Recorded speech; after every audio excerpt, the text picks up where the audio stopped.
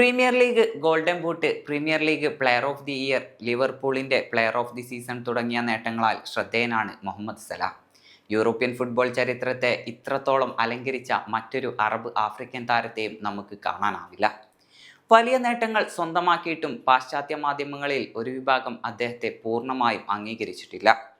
അദ്ദേഹത്തിനെതിരെയുള്ള പക്ഷപാതവും ഇരട്ടത്താപ്പും ഇപ്പോഴും വ്യക്തമാണ്. അദ്ദേഹത്തോളം മികച്ച റെക്കോർഡുകളില്ലാത്ത യൂറോപ്യൻ, ലാറ്റിൻ അമേരിക്കൻ കളിക്കാർക്ക് പോലും വലിയ പരിഗണന നൽകുന്നു. സലാഹിനോടുള്ള അവഗണന മറ്റൊരു അസ്വസ്ഥതയുള്ള സത്യവുമായി പൊരുത്തപ്പെടുന്നു. സ്വന്തം ജനതയുടെയും ഭൂപ്രദേശത്തിന്റെയും താല്പര്യത്തെക്കുറിച്ച്, പ്രത്യേകിച്ചും ഗസയിൽ ഇസ്രായേൽ നടത്തുന്ന വംശഹത്യയെക്കുറിച്ച് സംസാരിക്കാൻ സലാഹ് പലപ്പോഴും മടിക്കുന്നു. ചിലപ്പോഴൊക്കെ ഇസ്രായേലുമായുള്ള ബന്ധത്തിന്റെ പേരിൽ ബഹിഷ്കരണം നേരിടുന്ന പെപ്സി പോലുള്ള ബ്രാൻഡുകളുടെ പരസ്യങ്ങളിൽ പോലും സലാഹ് പ്രത്യക്ഷപ്പെട്ടിട്ടുണ്ട്. പരസ്യങ്ങളിലെ ഈ തിരഞ്ഞെടുപ്പ് അറബ് ആരാധകരിൽ നിരാശയുണ്ടാക്കിയിട്ടുണ്ട്. തങ്ങളുടെ ഏറ്റവും പ്രശസ്തനായ ഫുട്ബോളർ ഫലസ്തീനിലെ അടിച്ചമർത്തലുമായി ബന്ധപ്പെട്ട കമ്പനികളെ അംഗീകരിക്കുന്നത് അവർ ആഗ്രഹിക്കുന്നില്ല.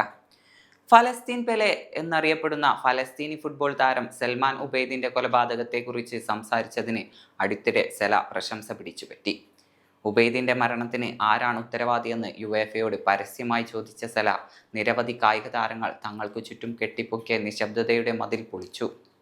അദ്ദേഹത്തിന്റെ ചോദ്യങ്ങൾ വ്യാപകമായി ഉന്നയിക്കപ്പെടുകയും ആഘോഷിക്കപ്പെടുകയും ചെയ്തു. സലാഹ് തന്റെ ഐക്യദാർഢ്യം കൂടുതൽ മുന്നോട്ട് കൊണ്ടുപോകുമെന്ന് പ്രതീക്ഷിച്ചുകൊണ്ട് ഉബൈദിന്റെ ഭാര്യയും വിഷയത്തിൽ പ്രതികരിച്ചു. പക്ഷേ സലാഹ് നിശബ്ദനായി. ഇത് അദ്ദേഹത്തിന്റെ നിലപാടുകളിലെ പരിമിതി തുറന്നുകാട്ടുന്നതായിരുന്നു.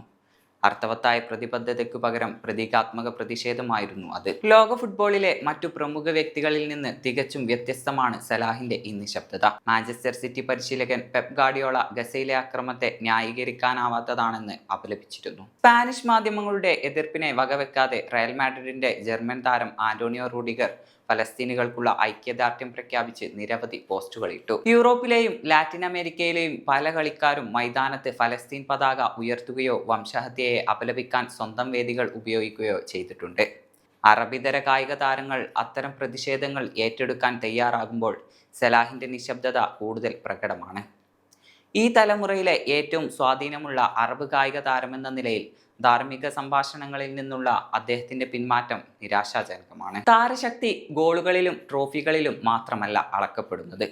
വ്യക്തിപരമായ വിജയത്തെ നീതിയോടും മാനവികതയോടുമുള്ള വിശാലമായ പ്രതിബദ്ധതയുമായി ബന്ധിപ്പിക്കുന്നതിലാണ് യഥാർത്ഥ മഹത്വം. ഈജിപ്ഷ്യൻ പ്രതിരോധശേഷിയുടെയും അറബ് അഭിലാഷത്തിന്റെയും ആഗോള പ്രതീകമായ സലാഹ് ഒരു ധാർമ്മിക ഉത്തരവാദിത്തം വഹിക്കുന്നു.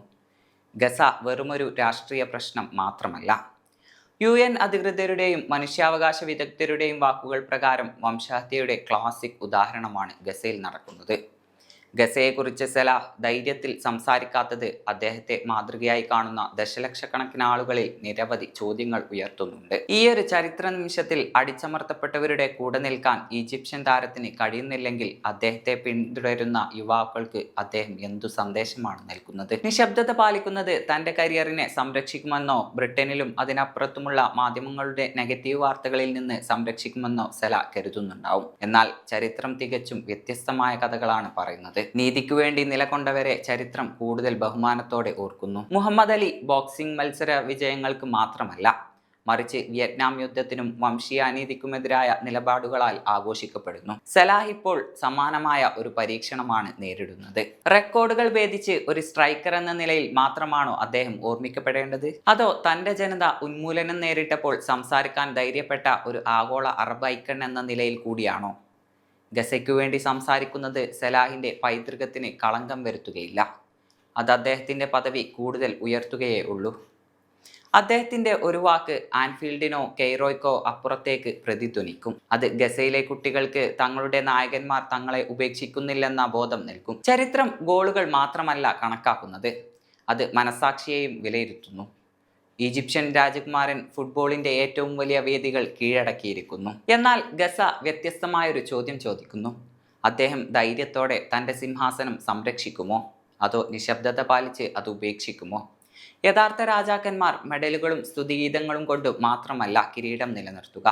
മനുഷ്യത്വം അപകടത്തിലാവുമ്പോൾ നടത്തുന്ന ധാർമ്മിക തിരഞ്ഞെടുപ്പുകളിൽ കൂടിയാണ് കിരീടം നിലനിർത്തുക.